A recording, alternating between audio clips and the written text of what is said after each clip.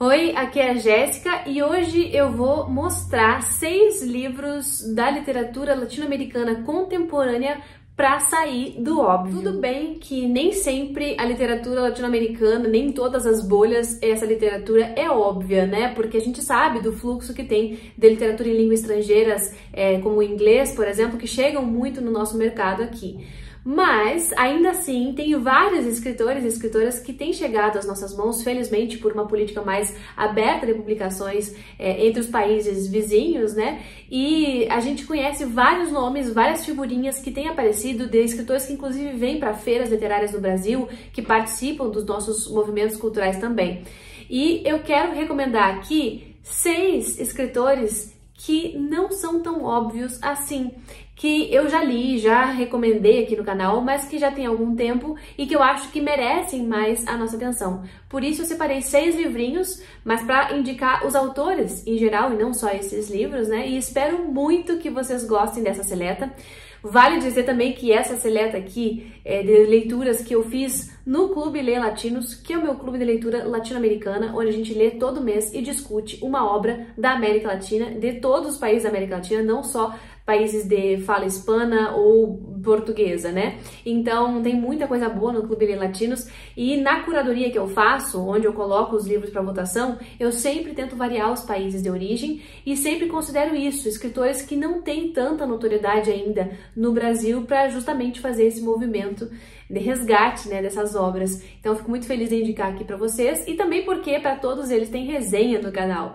Então vocês podem conferir mais detalhes nos vídeos que eu vou deixar recomendados aqui na caixa de descrição do vídeo. E eu já vou comentar tudo com vocês sobre essas obras, todos os pontos mais importantes sobre elas, mas antes de eu continuar, preciso deixar aqueles avisos básicos que a gente sempre tem que fazer em cada começo de vídeo. Gente, inscrevam-se no canal caso estejam chegando por aqui agora e ainda não estejam inscritos. Isso é muito importante para quem está desse lado, trazendo conteúdos semanais para vocês. Deixem um like nesse vídeo para que ele chegue a outros leitores que também podem gostar desses conteúdos que eu falo aqui. E claro, comentem, conversem comigo, seja no chat ao vivo, seja também aqui embaixo na caixa de comentários, porque essa é sempre a parte mais divertida. Tudo que eu menciono, o que eu lembro, eu consigo colocar aqui na caixa de descrição. Não deixem de conferir sempre esse espaço onde tem mais informações para quem quiser se aprofundar. Nesse vídeo eu vou ser bastante genérica, fazendo comentários amplos sobre os livros, mas já tem resenhas por aqui que vocês podem apreciar também. A primeira autora que eu quero comentar aqui para incentivar a leitura é a chilena Marcela Serrano. Gente, como eu gosto da escrita dessa mulher. Eu já li 2 livros dela e eu fico impressionada com a capacidade que ela tem de ser profunda e de escrever bonito, mesmo sem ser muito floreada a escrita, né? Ela consegue extrair beleza de certos temas que são, para mim, impensáveis, né? E a Marcela Serrano é uma escritora ainda contemporânea, ela tá aí nativa escrevendo várias coisas, mas que no Brasil, de certa forma, passou meio despercebida. Tem vários livros dela publicados por aqui, um deles é o Doce Inimiga Minha, mas tem vários outros, né? Esse aqui já está resenhado no canal. Eu li também um outro livro dela em espanhol, que é o Para Que Não Me Olvides, mas assim, tem muita coisa mesmo já publicada e traduzida, e ela é uma escritora de mão cheia. Esse livro que eu tô mostrando para vocês, ele é um livro de contos e tem contos sensacionais. Ela faz retratos sobre o Chile, ela faz retratos muito profundos sobre questões de gênero, de desigualdades e, enfim, várias questões que influenciam o ser mulher e ser mulher chilena. E tem contos que até hoje me assombram, cenas muito impactantes. Eu acho que conto é um gênero muito especial e que nem todo mundo consegue desenvolver de uma maneira boa. E ela, sim, esses contos são muito variados, se passam em diversos lugares do mundo, mas de certa forma também falam muito do Chile e falam muito dessa vivência que a Marcela Serrano também tem, viajando pelo mundo, enfim. São muitas coisas boas aqui pra gente pensar. Essa é uma coletânea que não é muito longa e eu espero que vocês confiram. Ela tem também outras coletâneas publicadas aqui, mas essa é a que eu li e eu posso recomendar com segurança pra vocês. Apesar de que tudo que a Marcela Serrano escreveu, eu quero ler porque ela é excelente. É uma maestria, gente, nessa narrativa que vocês, assim, precisam conferir. Ela domina o tema, ela domina o momento certo da cena, sabe? E é, assim, incrível. Eu recomendo muito a Marcela Serrano. Outra autora contemporânea para sair do óbvio e conhecer mais a América Latina é a Claire Adam. Essa aqui é a autora do Menino de Ouro, um livro que eu fiquei encantada quando li. E ela é nascida em Trinidad e Tobago, que é uma pequena ilha caribenha que está pertinho ali da Venezuela. E ela tem toda essa experiência do que é viver nessa cultura tão miscigenada da ilha de Trinidad e Tobago. Eu fiquei muito feliz que a gente colocou ela no clube. Ela escreve em língua inglesa, mas ela tem toda uma experiência sobre as diferentes misturas que existem ali entre Trinidad e Tobago. E aqui nesse livro ela vai conseguir retratar tudo isso, trazendo a história de dois gêmeos. E isso é fantástico, assim, porque ela traz uma coisa que é muito comum na literatura, que é a ideia do duplo, né, e de como isso é espelhado e como isso é problematizado no texto. Mas também ela traz da formação e do estabelecimento do Estado ali em Trinidad e Tobago, com todas as influências dos imigrantes, com muita presença, por exemplo, de imigrantes indianos, né? E é uma coisa que a gente não imagina, é um livro diferente por conta disso, por conta do que ele traz sobre o país, sobre a questão da violência, a questão da desigualdade social, mas especificamente também de uma família com esse dilema que vai ter que enfrentar entre esses gêmeos, né? Um gêmeo que é o preferido, o bom, o ideal, e o outro que é o gêmeo malvado, né? Enfim, mas tudo isso trabalhado de uma maneira muito complexa, muito sutil também.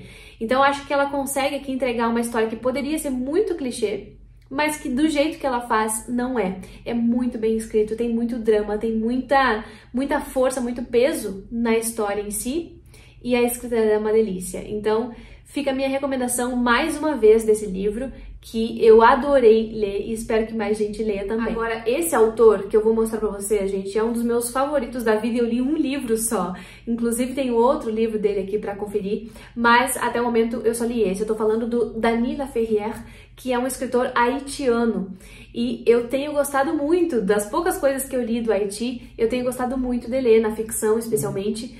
Eu acho que tem um jeitinho diferente de fazer essas histórias, né? E o livro que eu li e que eu me apaixonei por ele é O País Sem Chapéu, que é uma coisa, assim, gente, inesperada pra mim, né?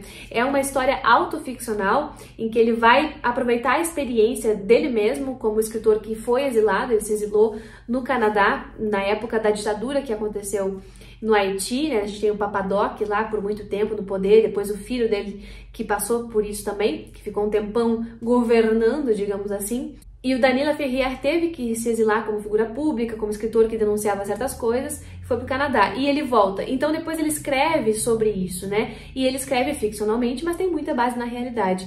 E aqui a gente vai conseguir ver todo esse movimento daquele que sai do seu lugar e retorna. E retorna para um lugar onde nada já é igual. As coisas mudaram, o país mudou, as pessoas mudaram.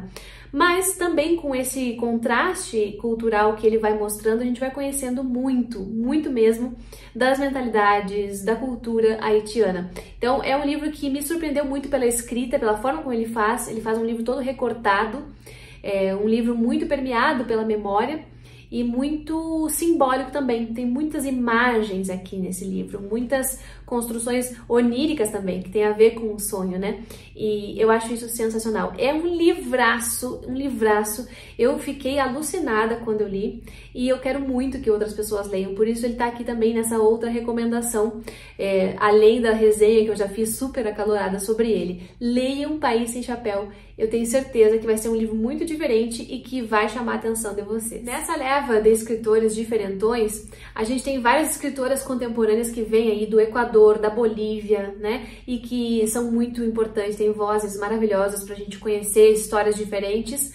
E eu sei que tem muitas que eu poderia colocar aqui, como a Maria Fernanda Ampuero, mas ela já é super, super recomendada. Então, eu vou recomendar pra vocês essa outra escritora que é equatoriana, assim como a Maria Fernanda Ampuero, que eu adoro, mas que pra mim tem um nível a mais. E eu sou muito sincera nas análises que eu faço, né? Eu adoro a Maria Fernanda Ampuero, mas essa autora aqui, gente, ela tem um nível de literatura que pra mim extrapola os outros. De todos esses autores e autoras que eu tô mencionando aqui, eu acho que literariamente ela é a que mais me agrada. Tô falando da Mônica Orreda, essa bruxona linda, maravilhosa, que escreve uma literatura que me perturba, uma literatura que me tira do lugar e que me faz pensar em questões estéticas para além das questões que já são comuns a gente ver retratadas na literatura latino-americana, por exemplo, a questão da violência, a questão da desigualdade social, a questão de gênero, né, porque as mulheres, nós aqui, a latino-americana, sofremos muito, todas as mulheres em geral, mas, né, aqui a gente tem outras questões também nos afetando, e eu gosto que isso apareça na literatura, mas eu não gosto que apareça só isso, eu gosto que me entregue alguma coisa que me estimule intelectualmente em termos de narrativa, e a Mônica Orreda faz isso. Eu não posso não recomendar este livro, que é Mandíbula, um livro que vai trazer uma história um pouco diferente do que a gente tem visto nas narrativas contemporâneas latinas, por isso também ele está aqui. É uma história que tem uma professora sequestra uma aluna e a gente não sabe muito bem por que isso aconteceu e a gente vai ter acesso a duas narrativas paralelas, a da aluna e a da professora. E essa aluna é tida como uma aluna muito má, né? E a professora também, professora muito esquisita. Então a gente vai ver as duas narrando os seus dilemas, que são muito pessoais, muito íntimos, suas faltas, né, suas dores, seus traumas, e o que fez com que ela chegasse nesse ponto em que uma sequestra a outra, né, e a outra vai também reclamar. Enfim, a gente vai ver coisas muito estranhas aqui nesse livro. A gente vai ver a questão da adolescência, dessas estudantes adolescentes de escolas particulares no Equador, que tem muita grana, mas que ao mesmo tempo sentem um vazio existencial. Elas vão discutir questões filosóficas sobre esse vazio, elas vão criar religiões aqui, né, vão criar ritos para pertencer a alguma comunidade e, enfim, tem uma mandíbula envolvida na história. Eu espero que as pessoas fiquem instigadas aí a ler, porque realmente é algo excepcional que a Mônica Orreda faz aqui. Não pensem que é um livro muito fácil de ler, mas ao mesmo tempo é um livro que eu acho que recompensa muito pelo tema que ele traz, pelas discussões que ele propõe e pela escrita. Ela consegue fazer duas vozes bem diferentes. A voz da aluna, a voz da adolescente, e essa voz dessa professora que tem outra forma, estrutura sintática, inclusive, para falar. E, além de tudo, temas muito importantes para a gente pensar sobre pertencimento, sobre crescimento, sobre identidade, sobre essa falta de sentido da vida, né? Muitas questões filosóficas aqui por trás. Então, eu tenho que deixar essa recomendação. Tem também uma resenha aqui no canal sobre ele, mas é uma resenha longa, então se preparem quando forem assistir, mas não deixem de ver, gente, porque realmente é um livro que eu gostaria muito que as pessoas estivessem discutindo. E não se deixe afetar pela voz das adolescentes que tem aqui, porque tem muito mais coisa por trás dessas vozes que em alguns momentos podem ser irritantes, sim, mas que em outros nos fazem sacudir o pensamento. Agora, outra escritora para sair do óbvio das latinas, inclusive das latinas entre o país dela, porque tem muitas latinas do seu país aqui publicadas no Brasil, tô falando do México, né? Eu não tenho como não recomendar essa escritora, que é a Guadalupe Nettel. Tenho um carinho imenso pela literatura dela. Eu lembro de ter lido O Corpo em que Nasci há muito tempo e ter ficado fascinada pelas questões, pela forma como ela escreve, né? Aquele livro é um livro autoficcional, né? E a gente tem uma resenha aqui no canal também sobre ele, para quem quiser conferir, uma resenha antiga. E a Guadalupe me encanta por conta da forma como ela traz assuntos difíceis de maneira fácil, né? Se por um lado aqui eu tava falando da Mônica Orreda, que tem uma literatura mais trabalhada em termos de escrita, a Guadalupe Nettel não vai dificultar tanto a nossa vida em termos do estilo literário, mas ela vai trazer temas muito pungentes para pensar. E o livro que eu quero recomendar aqui para vocês é A Filha Única. Eu gosto muito desse livro porque ele vai trazer a questão, já que tá meio batida agora nas nossas literaturas contemporâneas, que é a questão da maternidade, mas com três vieses, né? São três mulheres diferentes que vão, cada uma, lidar à sua forma com a maternidade ou a não maternidade. E elas vão estar ligadas ali em momentos que elas vão precisar compartilhar coisas, né? Compartilhar situações difíceis, inclusive. Então, é um livro que eu gosto porque ele não simplifica o tema, dizendo que sim, devo ser, ou não devo ser mãe, enfim. Ele vai trazer um monte de camadas e dilemas que essas mulheres passam, né? Sobre não ter filho, sobre abortar, sobre ter filho e esse filho ter alguma condição desde o nascimento que vai impedir a sua liberdade total, enfim.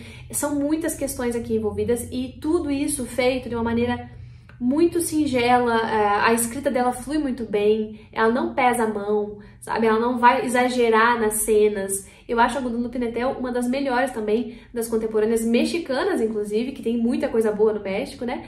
Mas essa aqui tem um lugarzinho especial no meu coração. Então, recomendo muito esse livro, A Filha Única. Recomendo também O Corpo em que Nasci.